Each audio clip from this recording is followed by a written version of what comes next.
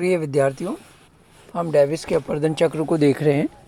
इस डेविस के अपर्दन चक्र के अंतर्गत हमने डेविस के सिद्धांत की जो मूलभूत मान्यताएं थी और डेविस के जो ट्रायो है संरचना, प्रक्रम और अवस्था को हमने विस्तार पूर्वक देखा था।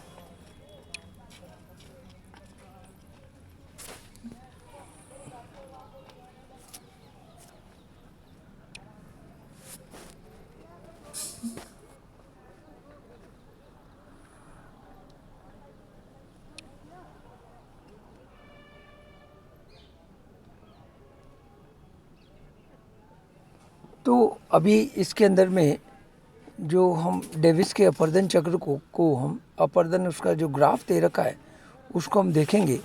तो डेविस ने सबसे पहले भौगोलिक चक्र को ग्राफ आरेख द्वारा समझाने का प्रयास किया। उन्होंने ग्राफ के दो वक्र बताए, ऊपरी वक्र और निचला वक्र। यह विद्यार्थियों बता दें कि इन दोनों वक्र का बहुत व्यापक महत्व है। ग्राफ जैसे कि आपको इस डायग्राम से दिख रहा है कि ग्राफ एक्स वाई नाम की एक लंबवत रेखा के सहारे स्थलखंड की कुल ऊंचाई को प्रदर्शित कर रहा है तथा वाई जेड रेखा को क्षैतिज रेखा है अपर्दन की कुल अवधि या समय अवस्था को बताता है। तो नदी को प्रक्रम मानकर अपर्दन चक्र को 3 भागों में विभक्त किया गया।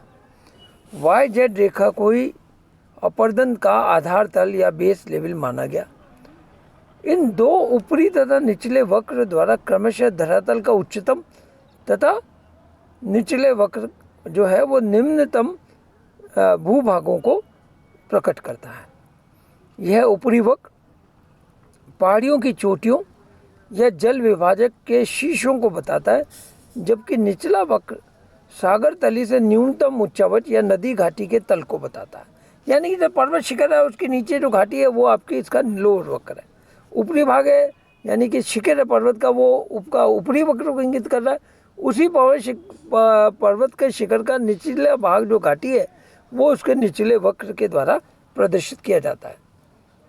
तो एसी सागर तल से अधिकतम निरपेक्ष उच्चावच को, जैसे कि चित्र में आपको दिख रहा है, एसी से लेकर ए बिंदु से लेकर जो ऊपरी वक्र से लेकर उसका जो नीचे का बिंदु है जहाँ से स्तंभ है वो उसके अधिकतम निरपेक्ष उच्चावच को बताता है।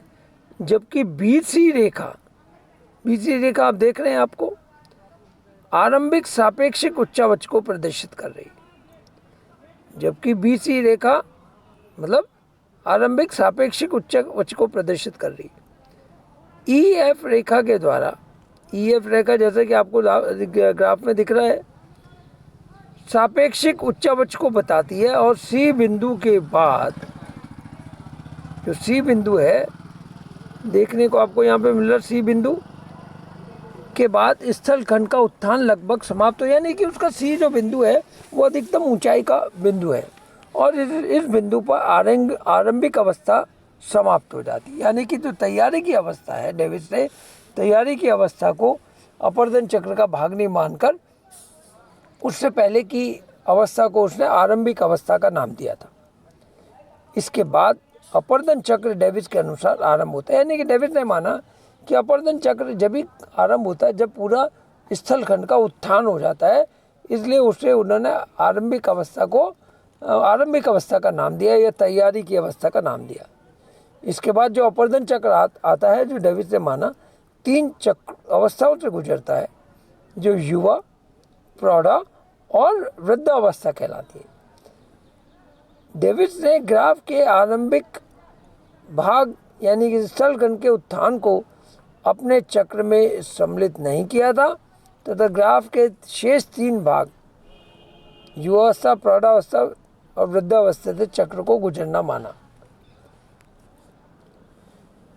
अब इसके अंतर्गत में अब इस अपर्दन चक्र के जो यद्यपि हम इसको युवावस्था, प्रौढ़ावस्था और वृद्धावस्था को देख चुके हैं, परंतु स्थलखंड पे ये कैसे कार्य कर रहा है इसको हम इसमें देखेंगे ग्राफ के द्वारा। युवावस्था में ए से लेकर सी बिंदु तक के पहले वाले भाग में वाई बिंदु से स्थलखंड का उत्थान आरंभ होकर C बिंदु तक पहुंचता है, यानी कि अधिकतम ऊंचाई तक बिंदु तक पहुंचता है। उत्थान की प्रक्रिया समाप्ति के बाद अपर्दन आरंभ होता है और आरंभ में छोटी अनुवर्ती धाराएं, जो यानी कि ढाल के अनुरूप छोटी छोटी धाराएं बहती हैं और उन धाराओं के द्वारा अपर्दन प्रभावित यद्यपि ज़्यादा नहीं होता, परंतु इन छोटी धाराओं द्वारा शीर्षवर्ती यानी हेडवर्ड इरोजन यानी उद्गम की ओर अपर्दन करने से घाटी का विकास होता है, यानी कि घाटी की लंबाई क्रमशः और गहराई दोनों बढ़ती है। उसकी लंबाई में वृद्धि होती है और उसकी गहराई में भी वृद्धि होती है। यह प्रक्रिया सरिता दीर्घीकरण कहलाती है, स्ट्रीम लेंथनिंग कहलाती है। इसके बाद तेज ढाल के कारण नदी का प्रवाह रहता है, जिससे विशाल शिलाखंडों का प्रवाह होता है। नदी घाटियाँ लंबवत अपर्दन के द्वारा गहरा करती जाती हैं और यह प्रक्रिया वैली डीपनिंग कहलाती है, यानी घाटी का गहरा होना कहलाती है। इस प्रकार जल गतिक्रिया, तली का अपघर्षण, जल गर्तिका द्वारा छेदन, गोलीकरण, अपक्षय के सहयोग से नदी घाटी अत्यंत सकड़ी व गहरी हो जाती है और इनके किनारे खड़े व उत्तल होते हैं। ग्राफ के संदर्भ में घाटी के गहरे होने के कारण से निचला वक्र तेजी से घटता जाता है और घाटियों की तली गहरी होती जाती है। इस प्रकार ऊपरी वक्र का अपर्दन आरंभ नहीं होने के कारण से पर्वत चोटियाँ स्थिर रहती है, यानी अपनी ऊंचाई पर रहती हैं।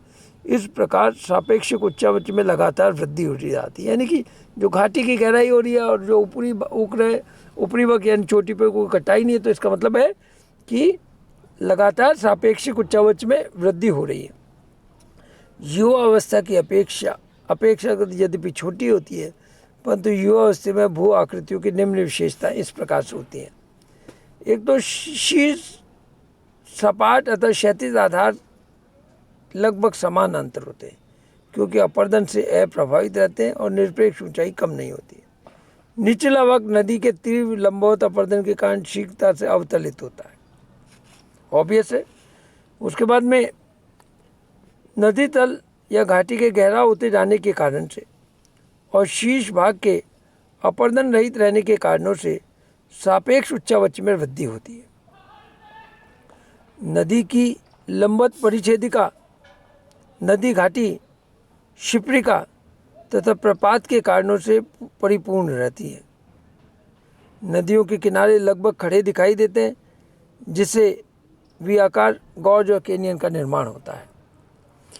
दूसरी अवस्था जो है वो है आपकी प्रौढ़ावस्था। इस अवस्था में नदी की सर्वाधिक लंबाई होती है। इसी अवस्था के अंतर्गत अपर्दन चक्र में प्रौढ़ता दिखाई देती है। इसमें पार्श्ववर्ती यानी लेटरल इरोजन आरंभ हो जाता है, तो नदी की जो घाटी की चौड़ाई है वो बढ़ने लगती है, जिससे घाटी का चौड़ा होना, जिसे वैली वाइडनिंग कहते हैं। इसमें नदी तल की प्रवणता, प्रवाह वेग तथा भार वहन क्षमता तीनों में आश्चर्य होने से अधिकतम ऊंचाई व उच्चावच में कमी आने लगती है और नदी की प्रवणता का क्रमिक स्वरूप आरंभ हो जाता है। परिणाम स्वरूप ऊपरी वक्र में तेजी से कमी आती है, निरपेक्ष व सापेक्षिक उच्चावच में तेजी से कमी आने लगती है। नदी के मंद जल मार्ग ढाल के कारण से प्रवाह वेग कम हो जाता है, जिससे परिवहन क्षमता भी कम हो जाती है, जिसके कारण से विसर्पण क्रिया और जमाव की प्रक्रिया होती है। तीसरी अवस्था जैसा कि विदित है कि वृद्धावस्था कहलाती है, ओल्ड स्टेज कहेंगे इसको हम। अल्प प्रवणता व गतिक ऊर्जा में तीव्र गति के कारण इस अवस्था में लंबवत अपर्दन पूर्ण रूप से समाप्त हो जाता है और किनारे वाले भागों में अपर्दन अधिक सक्रिय रहता है। नदी घाटी के अधिक चौड़ी हो जाने के कारण से जल धारा विसर्पण करती हुई बहती है।